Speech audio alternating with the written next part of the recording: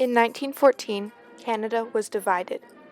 Forced into a war that wasn't theirs due to foreign relations policy that Canada was included under as a British colony, many young Canadians signed up voluntarily, eager to prove themselves to their family's heritage. Francophone Canadians, on the other hand, saw themselves as nationalists and resented going to war for Britain, a country they were not loyal to. This division was only made worse when in 1917 the Canadian government passed the Military Service Act.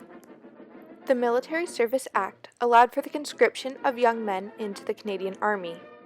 Though 400,000 men were registered for conscription, only 100,000 were actually drafted, and of that 100,000, only 24,000 men made it to the front lines, as the majority of them filed for exemptions. Many groups opposed this act, such as farmers who needed men for labor, trade unionists, non-British immigrants, pacifists, and most of French Canada, including almost every French-speaking member of Parliament.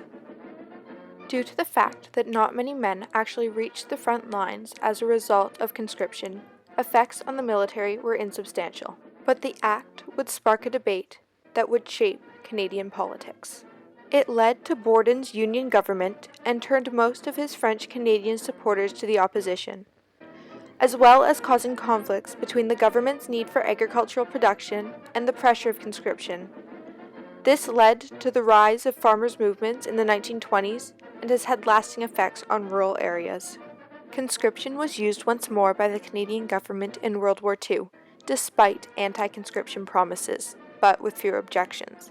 In each scenario, conscription was only turned to as a last-ditch effort as troops dwindled, but is still looked upon as a breach of human rights.